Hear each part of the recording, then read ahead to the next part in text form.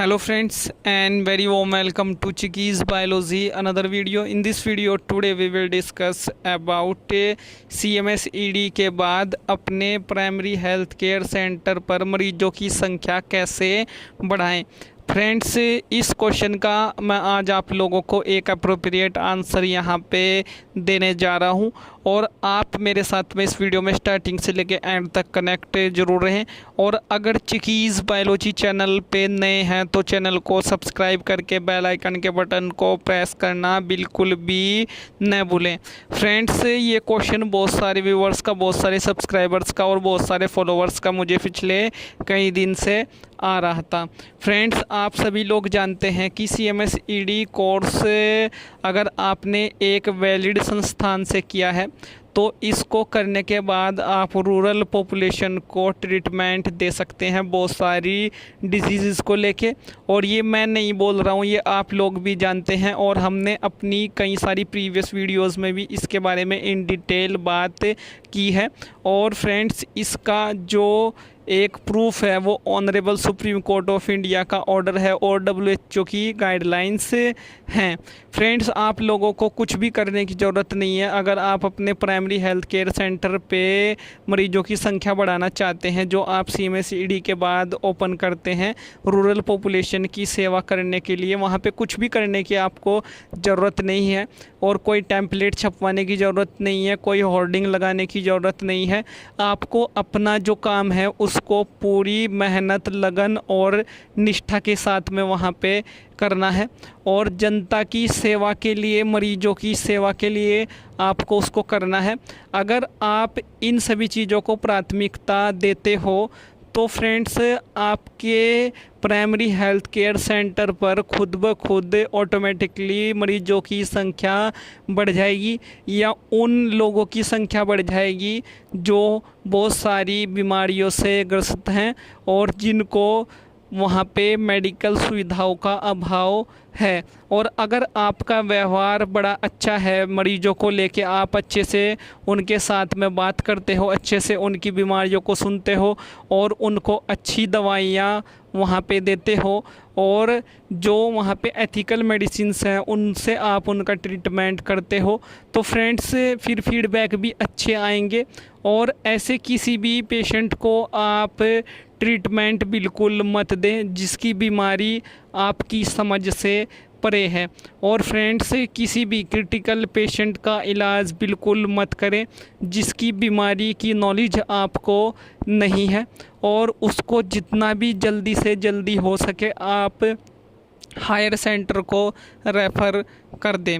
और फ्रेंड्स, आप अगर ये सभी चीज़ें करते हैं तो फिर आपका जो एक फीडबैक होगा लोगों के बीच में वो बड़ा अच्छा होगा और तभी आपका वहाँ पे नेटवर्क बढ़ेगा, तभी आपका एक अच्छा नेटवर्क वहाँ पे सेटअप होगा और सभी को पता चल जाएगा कि ये एक प्राइमरी हेल्थ केयर वर्कर अच्छे से काम कर रहा है और ये अच्छी दवाइयों को उपयोग में लाके रूरल पॉपुलेशन को ट्रीटमेंट दे रहा है। और फ्रेंड्स, गांव में जो आप प्राथमिक उपचार करते हैं या जो प्राथमिक उपचार की सेवाएं उपलब्ध कराते हैं ये 24/7 आपको देनी होती हैं। और अगर आप इन सभी चीज़ों में आलस्य लेके आते हैं या आप इसमें जो है निष्ठा के साथ इसको नहीं करते हैं तो फिर आपका जो नेटवर्क है वो वीक हो जाता है और लोगों के बीच में जो आपकी इमेज होती है वो ख़राब वहाँ पे हो जाती है। एक आपको क्या करना है, ये बड़ा इम्पोर्टेंट और क्रूशियल पॉइंट है, इसको ध्यान से आपको अंडरस्टैंड करना है। जो भी मैं आपके साथ में डिस्कस करूँगा आपको ध्यान में रखना है कि जितनी हमारी रूरल पॉपुलेशन होती है 70% इंडिया के अंदर जो लोग हैं वो रूरल पॉपुलेशन में आते हैं और इनके पास में पैसों का अभाव होता है, मनी प्रॉब्लम इनके साथ में होती है। तो इनके पास में ज़्यादा पैसे नहीं होते क्योंकि जितने भी गांव होते हैं वहाँ पे गरीब जनता निवास करती है। तो किसी भी पेशेंट को आप ऐसे ट्रीटमेंट नहीं देना है उसको, कि उसके पास में अगर पैसे नहीं हैं तो आप उसको अपने प्राइमरी हेल्थ केयर सेंटर से आप उसको भगा रहे हैं, उसको दवाई नहीं दे रहे हैं। आपको सभी को दवाई देनी है, और अगर आप ऐसा करते हैं तो फ्रेंड्स फिर आपका और नेटवर्क वहाँ पे स्ट्रॉन्ग हो जाएगा। और अगर आपके पास में 15 पेशेंट्स आते हैं और इनमें से आपको 10 पेशेंट भी अगर पैसे दे के चले जाते हैं, तो भी आप as a primary health care worker वहाँ पे भूखे नहीं मरोगे, आपकी भी रोजी रोटी चलेगी, और साथ साथ में आपका नाम वहाँ पे बढ़ेगा, आपका नेटवर्क वहाँ पे बढ़ेगा, और आपको एक विशेष प्रकार की वहाँ पे पहचान मिलेगी, एक विशेष प्रकार की ख्याति आप कुछ ही समय में वहाँ पे प्राप्त कर लोगे। पर अगर आप जनता के स्वास्थ्य को प्राथमिकता न दे के जनता की जेब के पैसों को प्राथमिकता दोगे, तो फिर आपका जो काम अभी अगर ऊपर भी चल रहा होगा, अगर वो शिखर पे भी चल रहा होगा, तो वो भी ज़मीन पे आ जाएगा। और ऐसा हमने कई सारे जो गांव में डॉक्टर्स हैं उनसे सुना है, और ऐसा हम भी जानते हैं जो मैं आपके साथ में शेयर कर रहा हूं।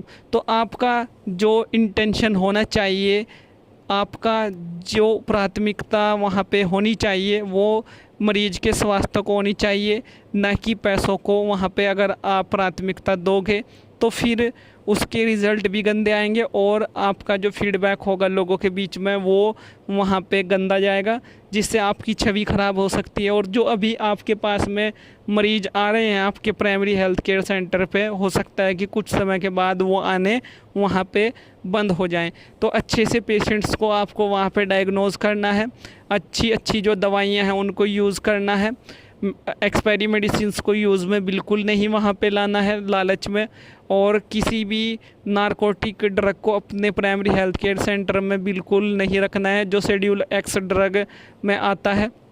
और जो आप काम कर रहे हो उसको पूरी निष्ठा के साथ में आपको करना है। किसी भी पेशेंट को ड्रिप नहीं लगानी है, किसी भी पेशेंट को एडमिट नहीं करना है, किसी भी पेशेंट को इंजेक्शन नहीं लगाना है।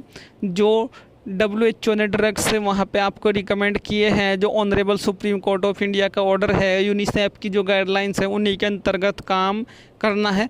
हमेशा अपनी सीमा में रह के काम करना है, हमेशा अपनी लिमिटेशंस को समझना है, तब आपको वहाँ पे प्राइमरी ट्रीटमेंट देना है, तब आपको प्राथमिक उपचार देना है। और CMSED कोर्स को करने के बाद आपको मेक श्योर करना है कि किसी भी तरह से CMO से रिक्वेस्ट करके आपको NOC ज़रूर लेनी है, नो ऑब्जेक्शन सर्टिफिकेट ज़रूर लेना है। तब आपको फिर कोई वहाँ पे परेशान नहीं करेगा, कोई पत्रकार परेशान नहीं करेगा, पुलिस परेशान नहीं करेगी, कोई अधिकारी आपको परेशान वहाँ पे नहीं करेगा।